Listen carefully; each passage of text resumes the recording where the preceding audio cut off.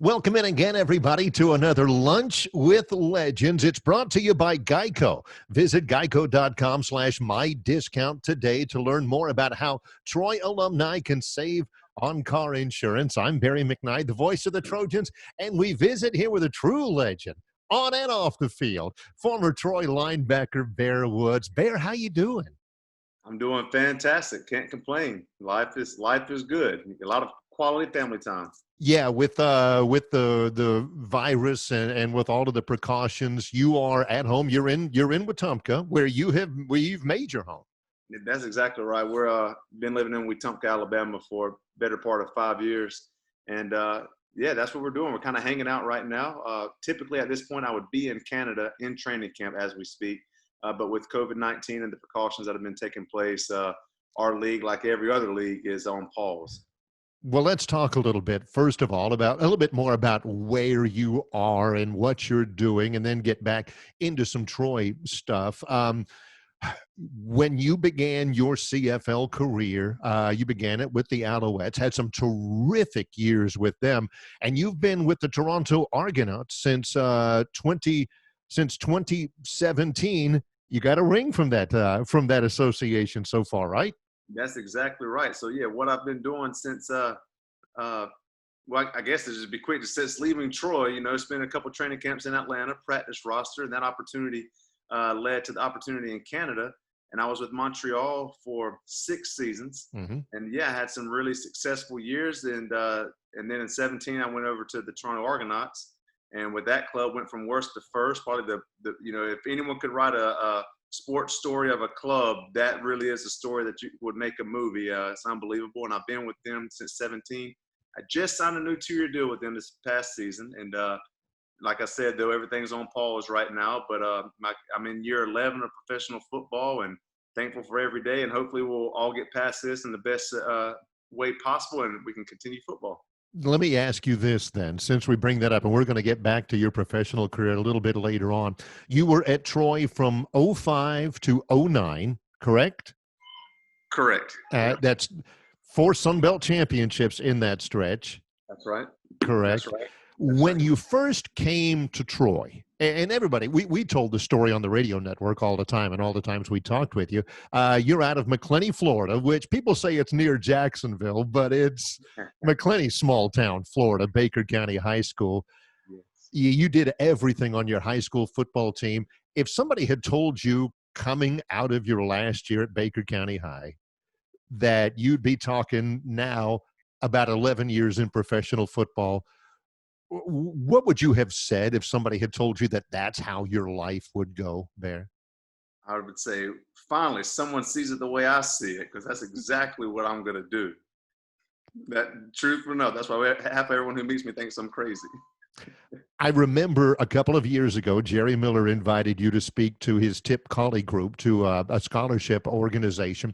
And pretty much the theme of everything you talked about to those young people, those seniors, and I had the chance to introduce you in that event, was basically twofold: your religious life and how much that has bolstered you, and your constant, never-ending positive thinking. Can you tell us a little bit more about how those have carried you? Well, instilled in my faith in Jesus Christ is just that to do everything as if unto Him. Love the Lord with all your heart, love thy neighbor as thyself, and any opportunity is a gift. The very gift of life and what we make of life, and so it was instilled in me through my family and my upbringing.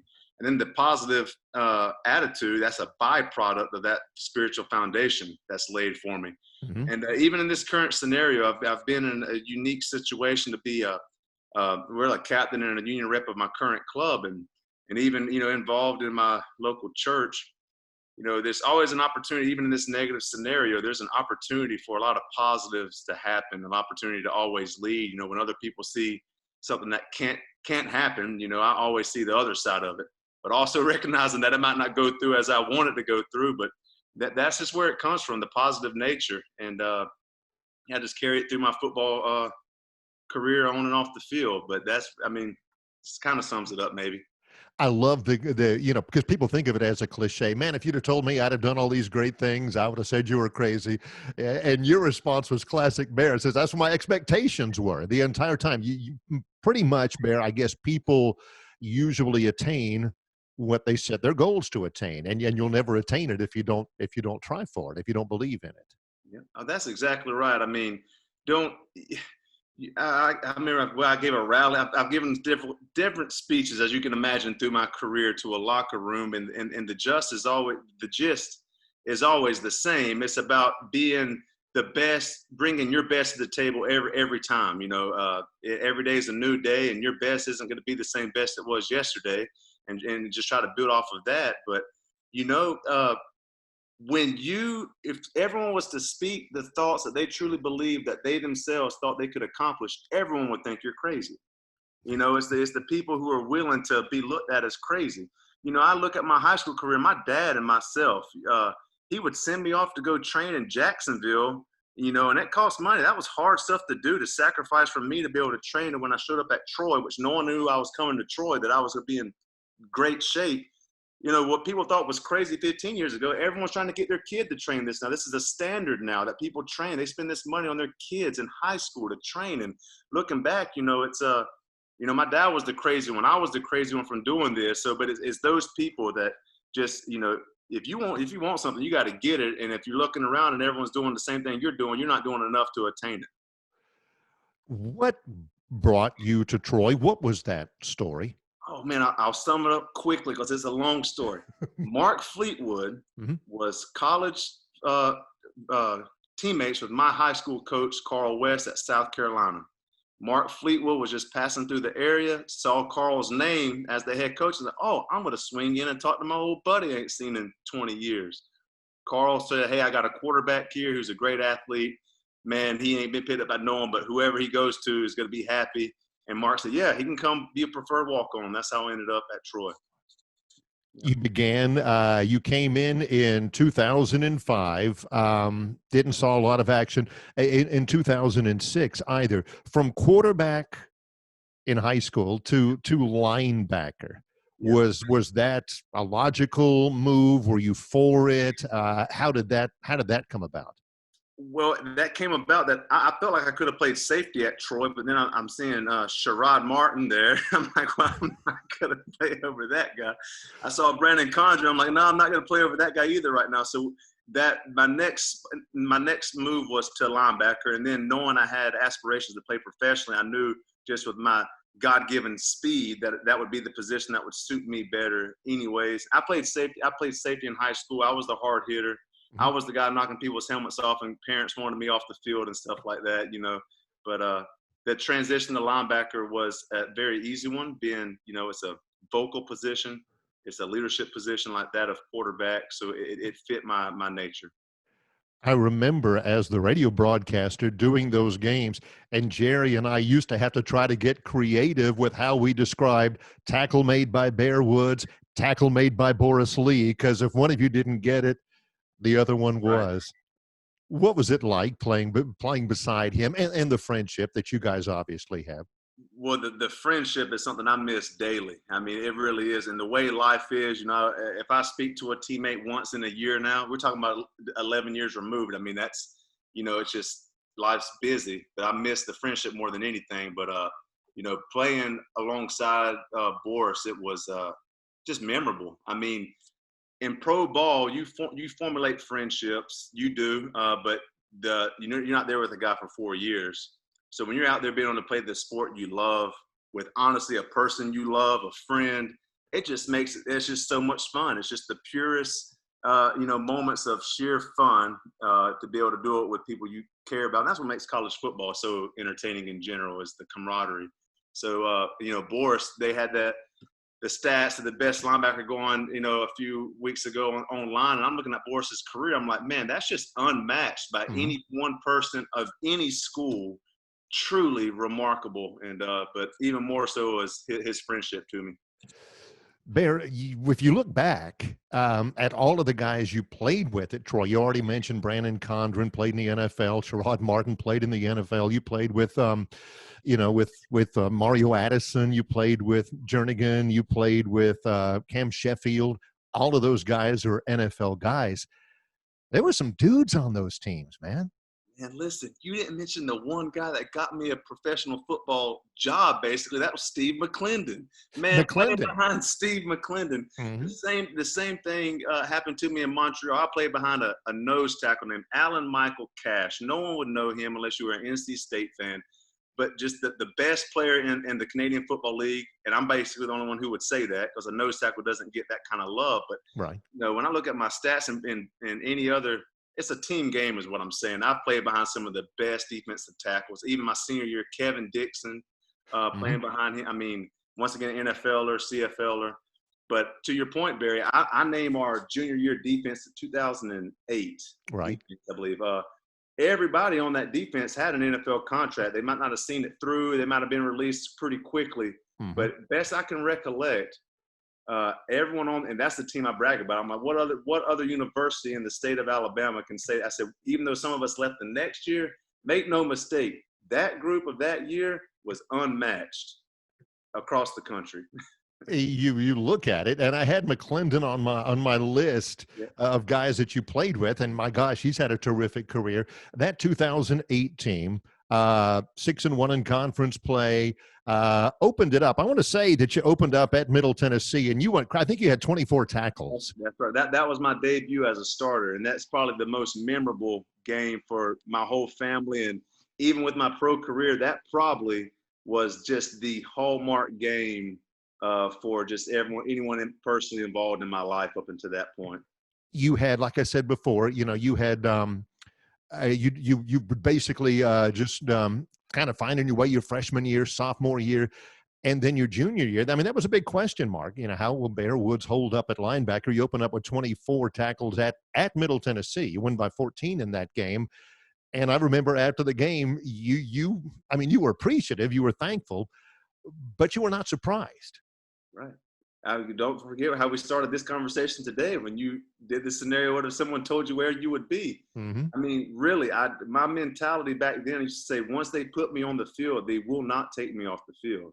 And that meaning that when I show them what I can do, because here's the thing, Barry, that your teammates know before anybody else knows if you should be out there. And my teammates knew 2 years when I got there, I should have been out there, which I was my freshman year. I mean, Right. Ben Waldrop, he immediately saw that I had something to give. Not ready to be a starter, nothing like that, but a guy who could come out there and play. I'm talking about in 05. Ben Waldrop was my linebacker coach, and he wouldn't know this because we only spent 1 year together. But just the way he treated me as a player, that I got to see how a coach is supposed to treat his players pretty quickly from Ben Waldrop. So shout out to him. But then 06. Probably my favorite coach of all time still, and I know that's a hard thing to say, but I'm going positionally. But man, Benji Parker, Yes, that dude, he taught me how to play linebacker. And if you heard me speak that night, mm-hmm. that you mentioned earlier, I mentioned him. I still use his techniques to this day, and some of the best sound football coaching and tough as nails, man. We need a lot of people to be coached by Benji these days. This is all wonderful stuff. Lunch with Legends brought to you by Geico, visiting here with Bear Woods, who is joining us from his home in Wetumpka. All in all, though, we talk about the games, we talk about the performances, and you keep coming back to the relationships and the lessons. When you look back in totality, 11 years removed from your Troy career, and you think back on it, those are the things that resonate, right? The people, the at shoulder to the wheel, the hard work and the adversity and all of the training and all of the sweat that took part in all of that. Am I correct, Bear?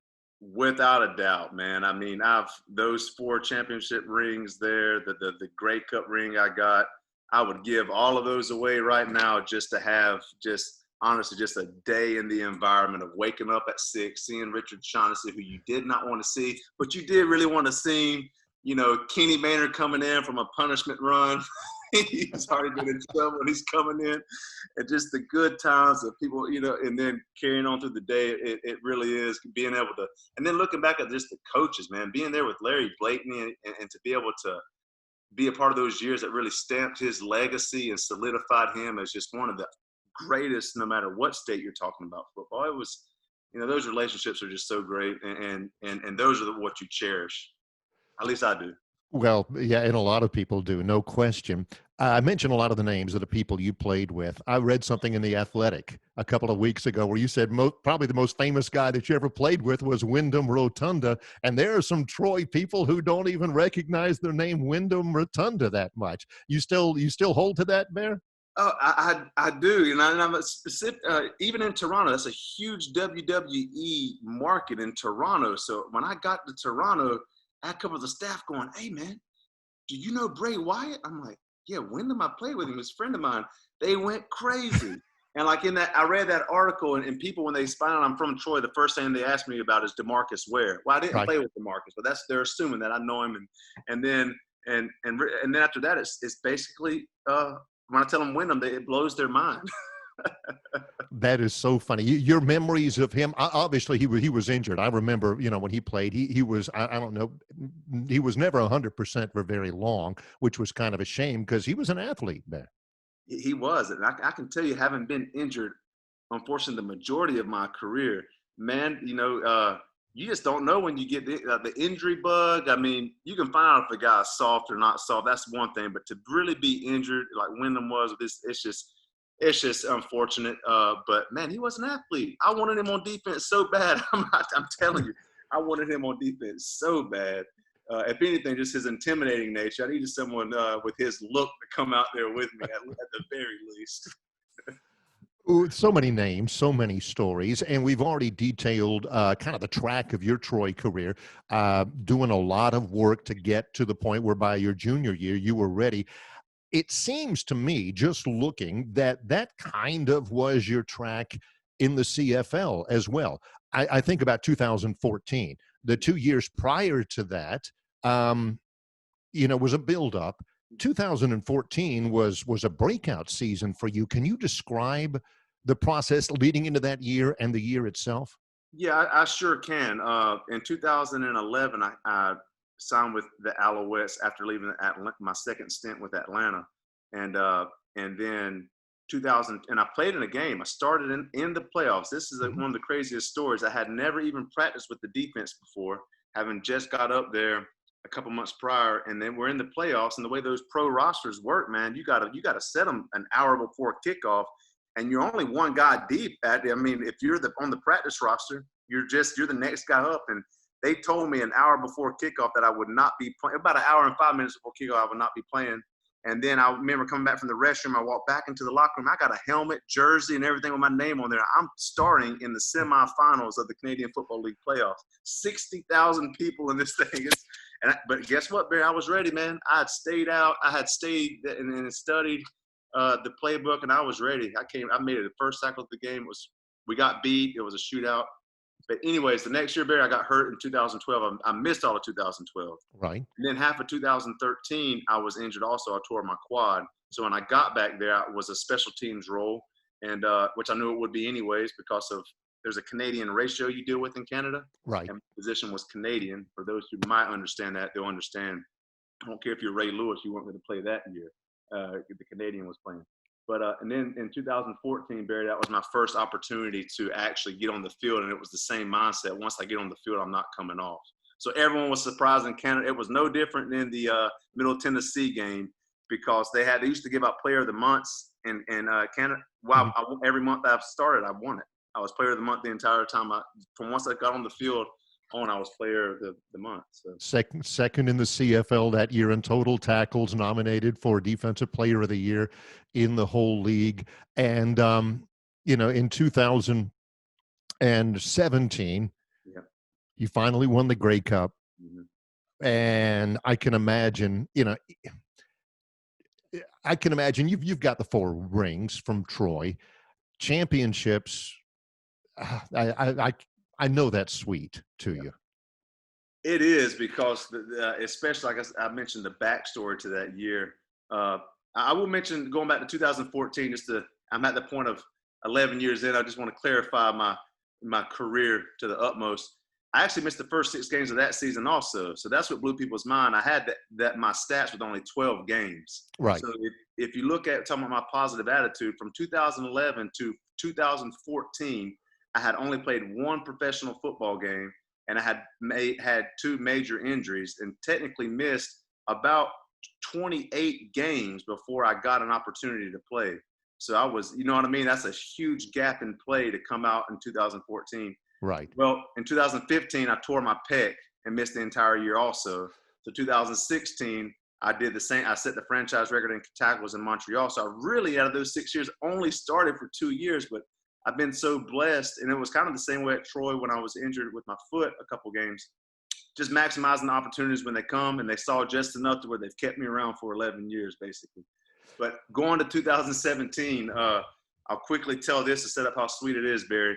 That whole staff in Montreal, Mark Trestman was the head coach when I got there. He ended up being the head coach of the Bears, and he's been in football since the late 80s with Miami. But he was brought back to the CFL to Toronto. My general manager was fired from Montreal, and he was brought over to Toronto in 17. I was released the start of camp, salary cap move. They signed me to Toronto. Toronto is a bunch of 30-year-old former All-Stars put together by this staff with a team that didn't even have a general manager going into the draft. And we went it's crazy. And we won. We went from worst organization to first in 1 year, having reunited what was the glory days of Montreal there. So to do it with, once again, relationships, to do it with the people who, I was with for years in Montreal, to go there and accomplish that, it was sweeter than sweet can get. We got a lot of people around here. I'm one of them who follow this CFL. That's big boy football, and they support it well up there. I've seen games in Winnipeg and in British Columbia, and the places are packed.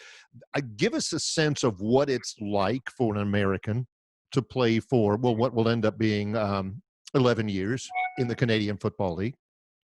Okay, so an American, I can speak to my position. It's a faster game, man. It's just faster. And I've been in so long, I've seen the NFL transition to what is, Canadian football. If you look at the Patriots and just a short passing game, this and that. Well, imagine that, but Canada with bigger field, the same quickness of the receivers, but with more space. And it's an offensive game.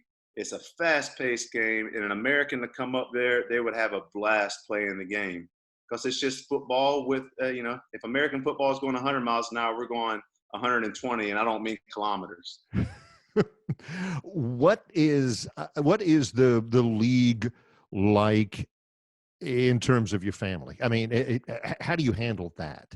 Well, I've been very fortunate that until my daughter started school last season, they had been with me every year up there. And my daughter had spent more time in Montreal than she had in Wetumpka at one point in her life, just the way when she was born and whatnot. But it's good. And I'll say this too about the CFL is it has a college feel to it. And that's what makes it really fun. I mean, the camaraderie to it. Fans have access to us like they don't in any other professional sports leagues. We're a blue collar league, man. No one's leaving that league, retiring off of their pension. No, we're going to find a job afterwards, and it just makes it so unique. Mark Trestman told me when I got up there in 2011, he said, "You're gonna find out people who make it in this league, talking about Americans, they love football, and when you got a bunch of people who love football, it makes for a great game." And I'm like, man, he is spot on. Because I've seen so many, So that's what makes it unique is the camaraderie, and I think it has a lot to do with really salary. Right. I can understand that. For our fans' edification, what's the calendar look like to get the CFL back rolling again? What are they telling you? Okay, well, we would be in training camp right now. Our first game would be the first or the third week of June. They're telling us at best right now that September start date. And that puts us at the halfway mark of our season. And it would be probably half of a season, and they'll figure out the Grey Cup from there. But that's what we're planning and hoping to accomplish.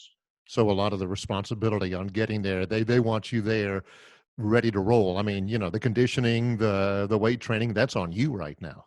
Yeah, and see, that's the really tough part, and I'm heavily involved in our CFL Players Association, have been for well a long time, and it's really tough. Once again, mentioning back to our blue collar status when it comes to salaries.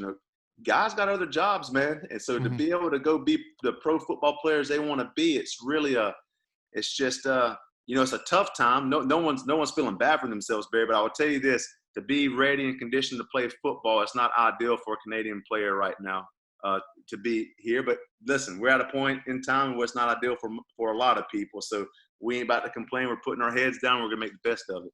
That's exactly right.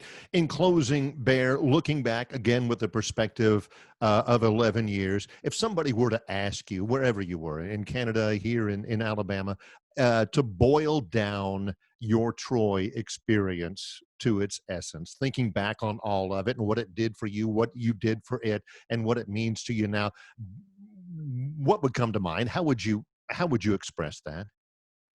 It would take me days to express that, but I can do it in one word and then build off that for days. And that's family. I literally have the family I have now with my beautiful wife because I met her at Troy, my Oh, 3 kids. And then that family, which is my family now, that word applies to when I think of Coach Larry Blakeney, when I think of Miss Judy Morgan. And Barry, you're on that list too, man. When I think about just the genuine kindness and how people are treated. I've been in this business, and college football is a business, and people don't carry themselves the way our core group of leaders and faces. And with Jack Hawkins, I mean, I come back right now, he treats me like I'm his son. I mean, it's just an incredible, genuine feel, and that's what makes Troy special. So family would be the word I would use just to have a short answer to you. you have been a source of pride for Trojans everywhere for a good while, Bear. Thanks so much for your time. It is great to be able to catch up a little bit with you, and good luck in the future, okay? I appreciate it, Barry. Thank you. Go Troy.